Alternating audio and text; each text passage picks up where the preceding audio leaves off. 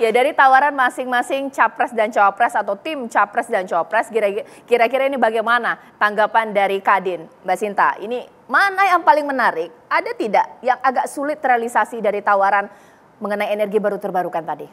Saya rasa jelas sekali ya, seluruh visi misi dan kita sudah dengar tidak hanya hari ini dari para capres juga bahwa semuanya pasti committed untuk mau mencapai Indonesia mencapai net zero emission 2060.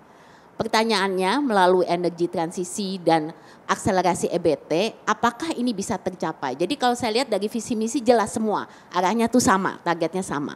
Tapi yang selalu menguatkan pengusaha itu kan implementasinya seperti apa sih? Realisasinya seperti apa sih? Kalau kita lihat kenyataannya kan EBT sampai dengan hari ini kita baru mencapai 12%-an ya. Dari target 2025 maksudnya 23%, 2030 44%. Bagaimana itu bisa tercapai?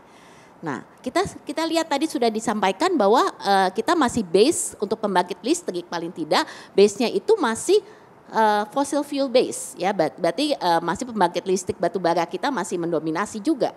Nah, di sini berarti kan harus ada planning juga untuk mempensiunkan dini. Nah, itu bagaimana caranya? Buktinya sampai dengan saat ini tidak mudah. Jadi saya rasa niatan ini dan intensi yang baik ini kita harus lihat konkretnya bagaimana nanti kenyataan implementasinya.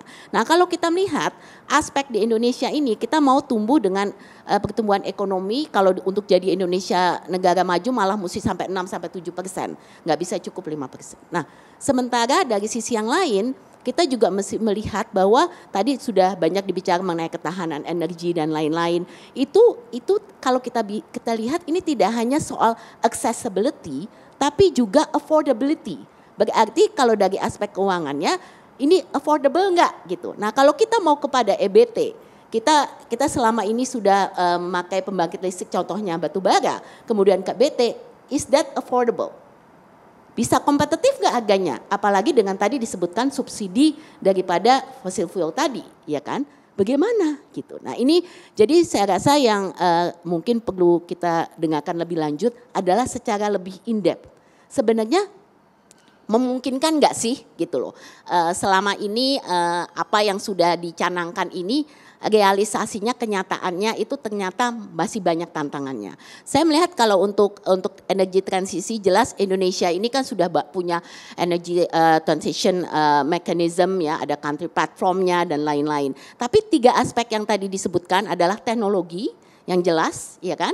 Teknologi itu kita jelas membutuhkan teknologi. Kemudian yang kedua dari segi tadi pembiayaan, ya kan? Pembiayaan itu yang tadi saya sebutkan juga kita jangan ngomong cuma pembiayaan dari segi biaya fundingnya ada atau tidak, tapi cost of fundnya seperti apa, gitu kan? Kemudian yang ketiga saya juga mau melihat dari aspek tadi people-nya, job-nya, bagaimana pengaruhnya kepada community, bagaimana pengaruhnya terhadap jobs gitu. Dan green jobs is not easy. Ini kan semua perlu scaling, upscaling gitu kan, dengan kondisi yang ada saat ini gitu. Jadi saya rasa jobs ini juga green jobs ini harus jadi perhatian.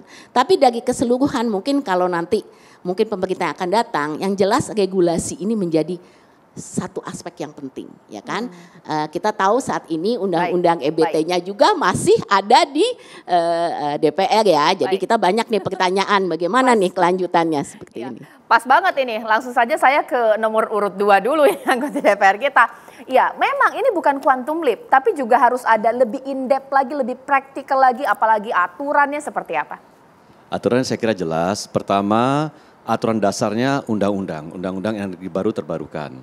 Itu mudah-mudahan akan diputuskan oleh DPR masih di dalam tahun sidang yang akan datang. Jadi saya perkirakan mungkin di dalam 2 masa sidang akan datang itu sudah akan selesai.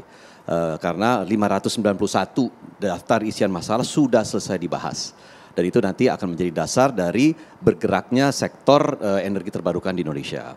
Tapi yang penting perlu kami sampaikan bahwa Pak Prabowo, Mas Gibran sudah punya rencana ke depannya yang sangat komprehensif. Pertama, transisi energi itu harus dilaksanakan dengan adanya sektor energi yang bersifat transisi. Satu, yang sekarang paling penting itu adalah gas. Jadi gas itu menjadi satu elemen untuk transisi energi di mana kita bertransformasi ke sebelum menjadi energi terbarukan yang sepenuhnya. Karena gas itu di Indonesia banyak sekali.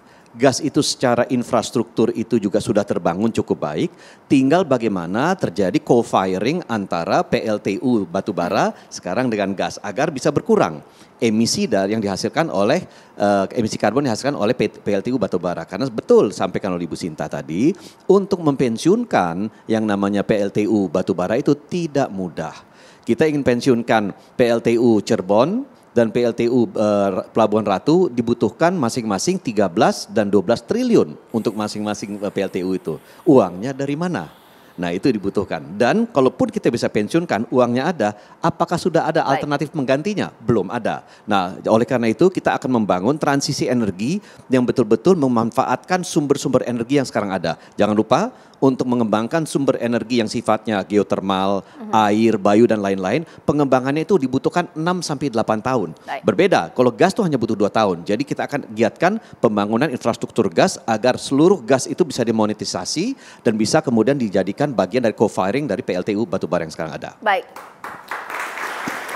Sekarang saya ke Pak Agus dengan apa yang disampaikan Mbak Sinta, silakan.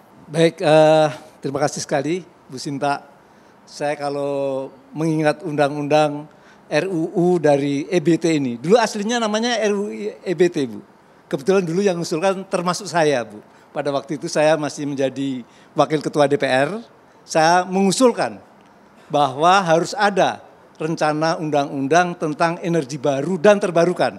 Pada saat itu memang dulu kita mengalami kendala Bu. Kenapa kok sampai nggak selesai pada masa saya waktu itu masih ada di DPR. Memang pada waktu itu kita sudah usulkan, sudah prolegnas dan memang itu kita ajukan sudah tahun-tahun terakhir sekitar tahun 2018 tidak mencukupi waktunya karena memang yang terakhir terus terang kan tidak bisa tertangani dengan tuntas.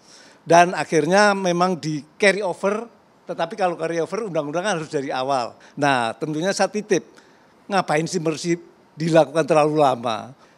Sekarang rencana undang-undang ini tinggal bagaimana kita maunya. Mau dibikin cepat bisa, mau dibikin lambat juga bisa.